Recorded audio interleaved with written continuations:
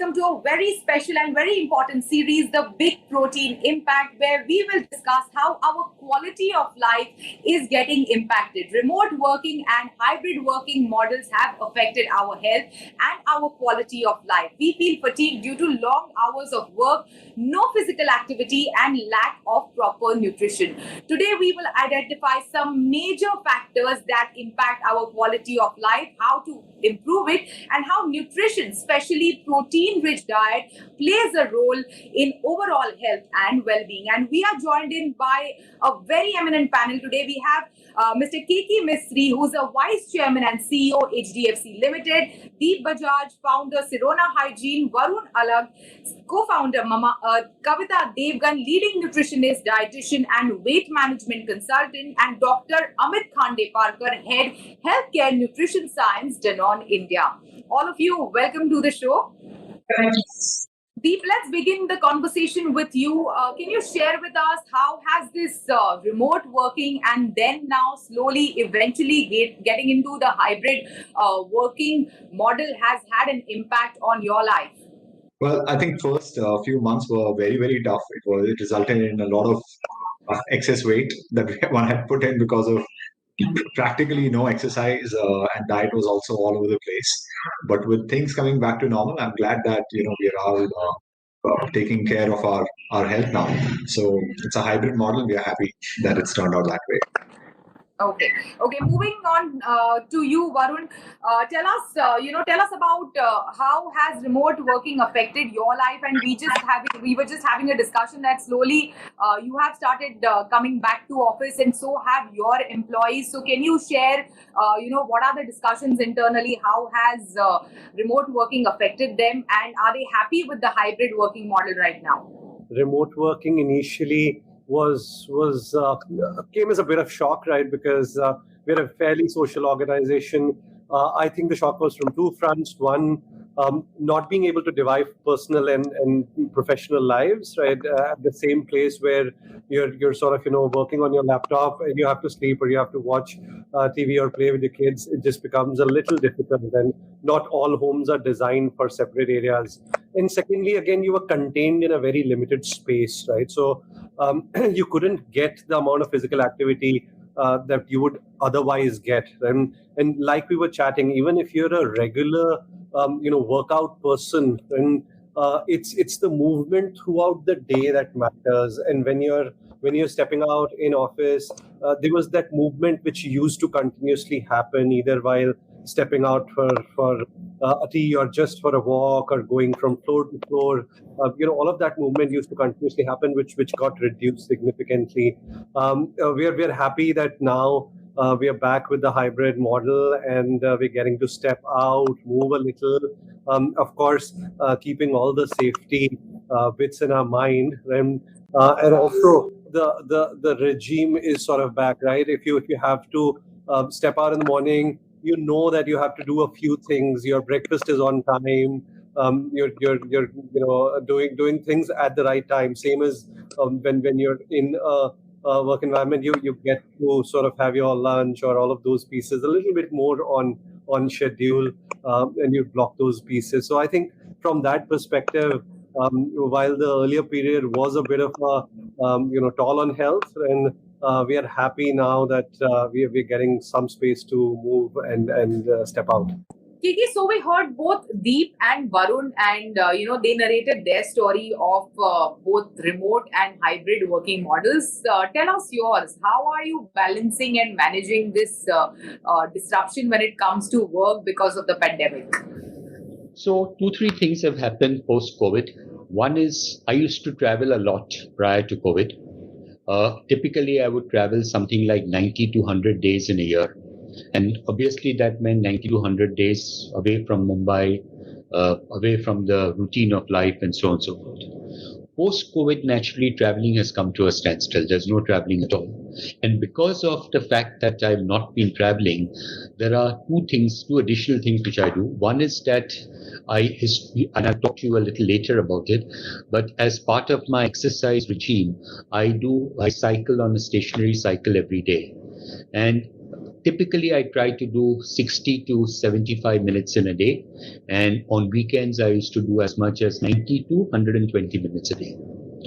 Now, obviously, when I was traveling, I could not do any cycling, and therefore I could do no exercise at all. But now with COVID and not being required to travel at all, I'm able to follow the regular regime of doing my cycling on a daily basis. Also, the other thing COVID has done is that it has made me spend more time with family. On the official life, I go to office daily, and I've been going for a very, very long time.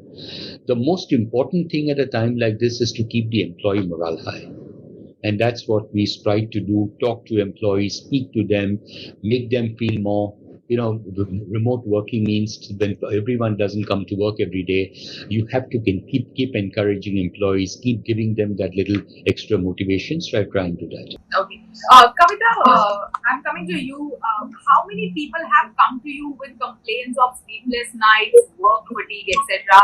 And typically, what does their nutrition really look like? How has this entire work from home and hybrid working model really affected them from a nutrition point of view? And I'm very surprised by the kind of numbers and the way the pandemic has affected all of us.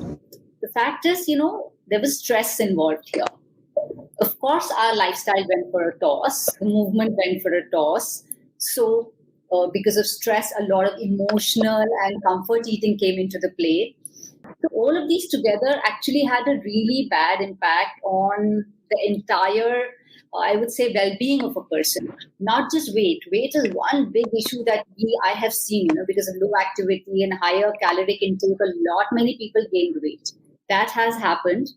Low movement has led to a lot of other body issues, like poor circulation in the body, a lot of bloating happening to people getting insomnia, mood disorders, because even all of these are connected with the kind of food you're eating, So stress, food, activity, all of them are related. And unfortunately, this pandemic has affected all of these equally. So all of these actually need to be taken in a holistic manner and tackled together. You can't just start activity. You can't just say that, okay, now everything is opened up. I've started gym, so I'm sorted. No, you have to look at your food a little more closely to see where you've done wrong and try correcting all of that so that those damages that might have happened over these last, 1.5 years, literally, they don't add up. And you were able to sort them out right away. So yes, the numbers are huge. Numbers are huge. So sticking to this point, how can slowly we can begin this correction? Not first, like you can't you eat an elephant bit by bit. So what does bit by bit comprise of when it comes to such a correction? There are a couple of factors involved here. One is, of course, lowered activity. So that I understand is a big problem today also, because not many people are still not going to the gyms or are not really exercising as much as they used to earlier. Like, you also mentioned to me once that, that running and everything is not really happening so much now. So my suggestion there would be to add unstructured exercise to your day. Unstructured exercise will give you equal benefit, if not more, maybe, playing hide and seek with your children, going up and down the stairs if you stay in an apartment complex, just going to wash your car on your own every day. It's a brilliant workout. Keeping half an hour for gardening every day. Gardening is a brilliant workout again. You don't know how many calories you burn there. So try and think out of the box as far as activity is concerned. Do not depend on just structured exercise is what I'm trying to say. That's for movement.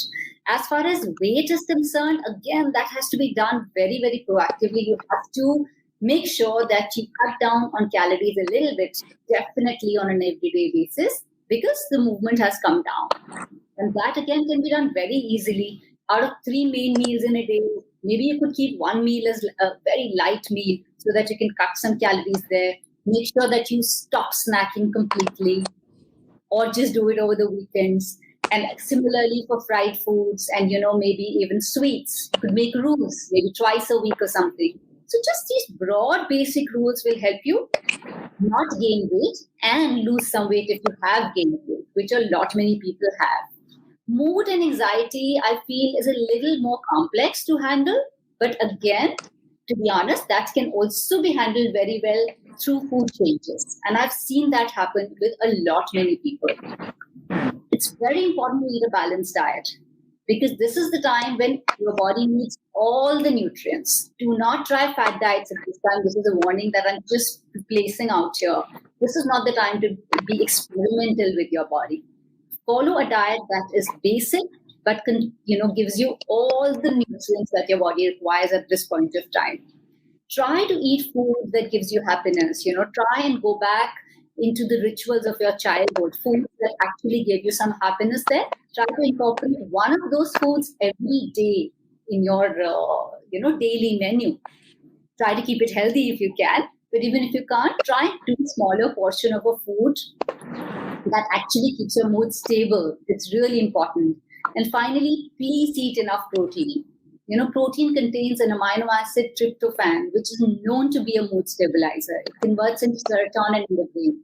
Not many people have enough protein, and that is a major reason I've seen for mood depressions and anxieties in a lot many people. So just make these few little changes, and I'm sure you'll be back on track very soon. And sticking to nutrition, these were some great tips given by Kavita. Sticking to nutrition, Dr. Amit, I wanted to ask you, what is your company doing to spread more awareness about nutrition amongst the consumers? So even before I move on to answering this, I just want to just lay a bit of perspective in terms of how important it is for us to understand the current nutrition and the health status of adults in India. They are fundamentally linked to our nation's human capital. And as we are all aware, the healthy citizens would definitely contribute to better working capacities, to better economic outputs, better incomes, and of course, better quality of life. Having said that, as a nation, we are facing the triple burden of malnutrition, with high prevalence of underweight, overweight, obesity, and even nutrient deficiencies. As Kavita highlighted, it was protein, vitamin D, even B12, calcium, and iron. So it's not only about your micronutrients, it's also about your macronutrients. And several times you would have heard in a normal conversation about iron, about calcium, but it's also time for us now to look at the macro aspects of food, which includes protein. And at Denon, we recognize and are committed to address these challenges. Let's take the example of protein deficiency. Uh, Typically, our food plates have more cereals that often lack in terms of protein quality. Meat or fleshy foods intakes are low, as vegetarian diets are common.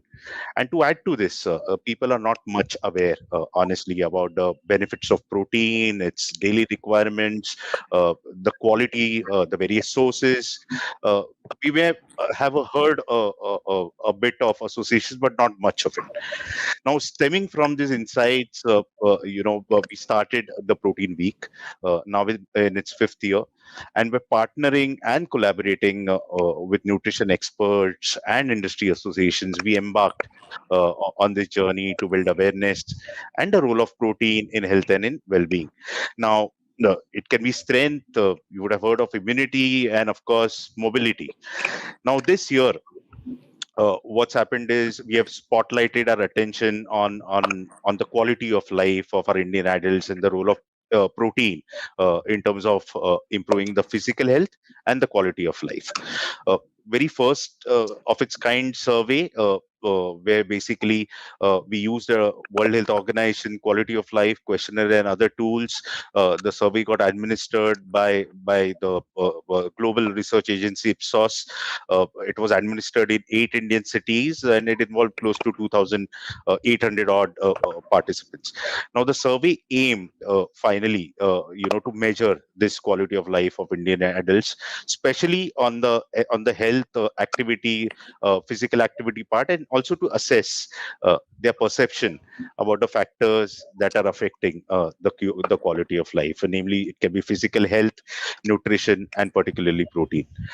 But let me just bring to you what are those key highlights. Would it come as a surprise? Hear me out on this. Close to 1 in 2 adults, okay, nearly 1 in 2 adults, they have admitted to having a poor quality of life. Moving on, nearly 99% of the respondents agreed, okay, that physical health, staying active are very important for one's good quality of life. That's done. Nearly 98%, once again, were of the opinion that a protein-rich diet is important for a quality of life. But at the same time, when we looked at the data we collected from one of the tools, the immunonutrient calculator, it showed that only 9%, I repeat, only 9% of the respondents fulfilled the daily requirements of protein. That's pretty alarming. And similar trends also existed for the other micronutrients that you would have heard of. So all in all, if you would have heard this explanation, it clearly shows that knowing and doing are two different things, and it's none better than inspirations come from the financial and the investor community that I always looked up to. And two examples actually come to my mind. The first is, of course, the value investor and the power of compounding.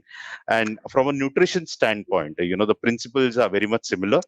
It's about reaping those rewards through good health, through regular inclusion of a very good, well-balanced diet with a focus on proteins, making those smart choices when we think of food, and finally the importance of starting early. And finally, coming to my next point, and the final example that I think most of our middle class and the serving people are very much attached to, is the concept of those regular monthly savings in the form of systematic investment plans. And once again, of course, for a corpus later in time, the entire effort has been noteworthy of several of these institutions. Now, in nutrition itself, it's not too different. In our case, it becomes a systematic intake of protein. Dr. Amit, this was some of the data that you shared with us was really shocking. Can you also share with us what was the kind of population that this research was conducted on, which markets, where were the respondents from, etc., etc. That would also help us understand how comprehensive and your research was. So yes, so we had close to 2,762 participants. They were spread across 8 Indian cities, largely most of the metros. And what we looked at is basically there was an equal distribution of sexes. We ensured that there is not too many biases in terms of socio-economic strata as well.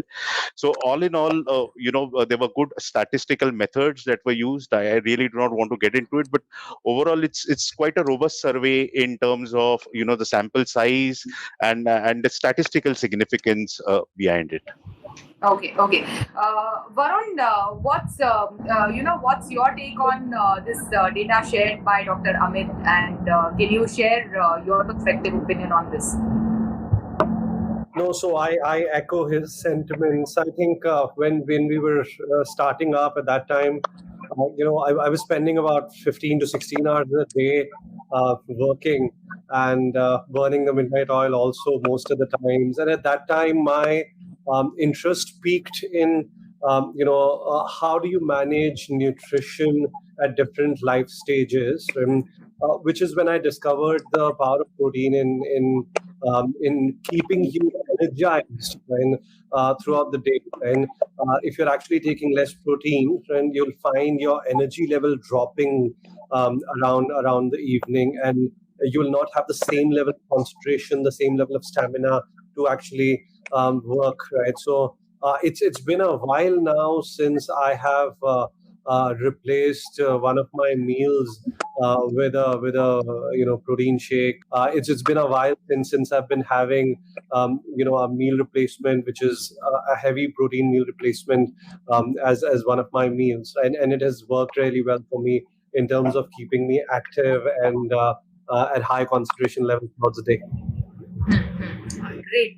And Deep, also share with us, how do you maintain, this entire balance with right nutrition and exercise and working out, etc., etc.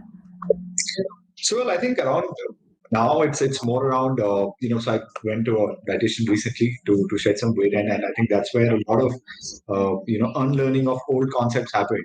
So what she did was she took us through on how we've been monitoring our calories and salt and sugar intake, but nobody's taking care of what the body really needs. And you went back to the same schooling lesson to say that all cells are made up of protein. So she gave me a diet for every 2 hours and small diets, and took some sugar away. And I think that worked wonders with just basic walk. So it's no more about really going to the gym for 2 3 hours. It's come to now just regular walk in the morning for 20 25 minutes, and just eating right at the right intervals.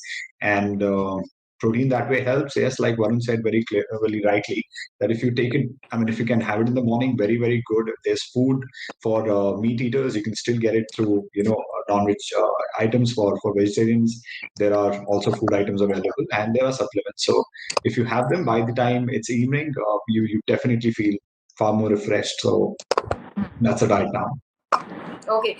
Moving over to you, Kavita, you must be getting a lot of clients, with to design perfect meal plans, or wholesome meal plans. Can you also share with us this correlation between nutritious meals and a better quality of life, especially with adequate protein intake in the diet? And what is the kind of, because Dr. Amit shared that there is a clear deficiency in the population when it comes to protein intake. So what is the kind of current status of deficiency that you personally witness when the clients visit you?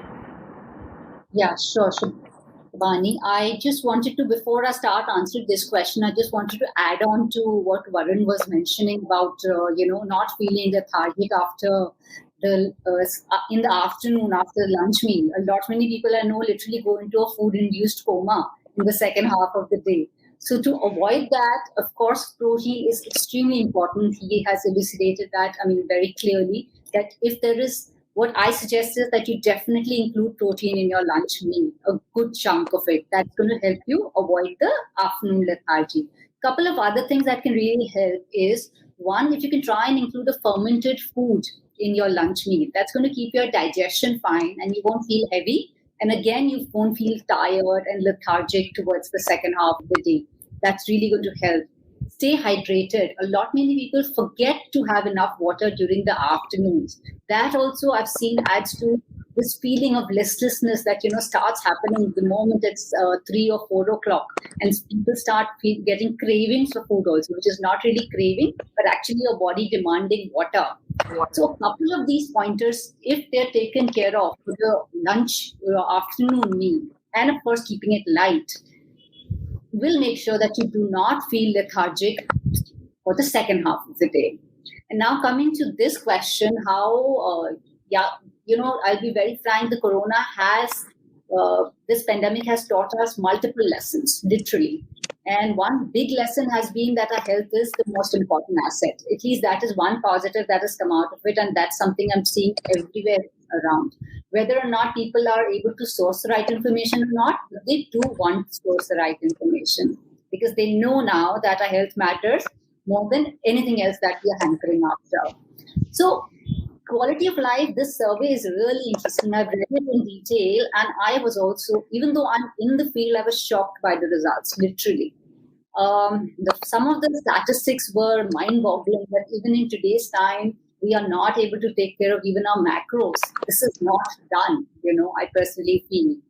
And this is a very, very good indicator, because it doesn't just tell us individually whether our blood sugar is okay or our cholesterol is fine. It tells us holistically, whether or where exactly we stand in the wellness context, socially, economically, well, not economically, but maybe socially and environmentally, physically, and psychologically.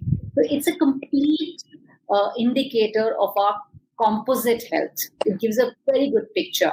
So QOL, or quality of life, has really come down. I have seen it deteriorate over the years, over the decades, but somehow this 1.5 years has deteriorated it to quite an extent. And there are a lot of factors for it, restricted movement, like I said, digitally working from home, too much screen time, poor eating, and the survey results are only depicting what is really happening on the ground. So this thread, I see it really, really tied together. It's very clear. Kiki, moving on to you.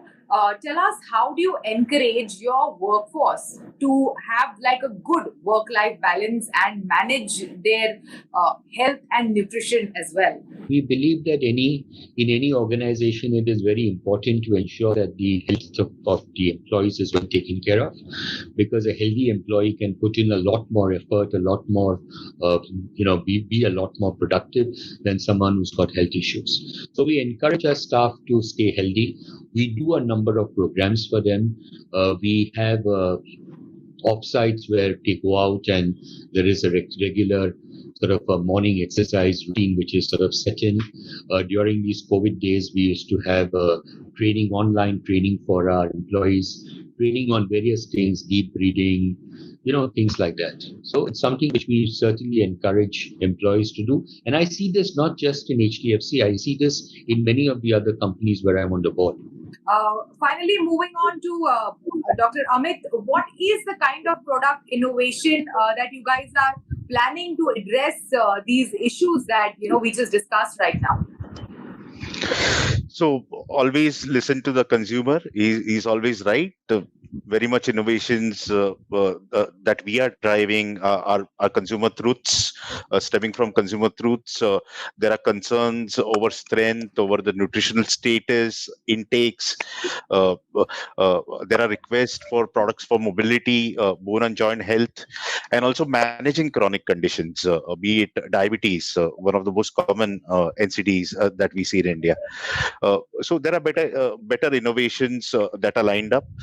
We're also seeing several innovations in terms of nutrient designing, which promises such as zero added sugars, low on fat. It's also about fibers, about high proteins, about low glycemic indexes, and more. And of course, undoubtedly, what we've realized is that the consumer is also, of course, much more knowledgeable, much more demanding, and hence the introduction of newer formats which can be consumed on the go have also picked up. So there may be the bars, the biscuit, the cookies, and so on. So all in all, there exists an immense opportunity, to offer new services. One can personalize those services. There are also novel channels that are currently being used, and purchasing experiences all along the consumer journey. So keeping these in mind, basically, and to enhance the knowledge and the awareness, what we did is, a couple of years back, as part of our services as a tool, we offered the immunonutrient calculator, and this year onwards, we have also put in the QL assessment tool, for the people. So these are a few innovations that are happening not only around products but also around services. All right. Thank you so much. Thank you all of you for joining us on our special show, The Big Protein Impact. Goodbye. Thank you. Thank you.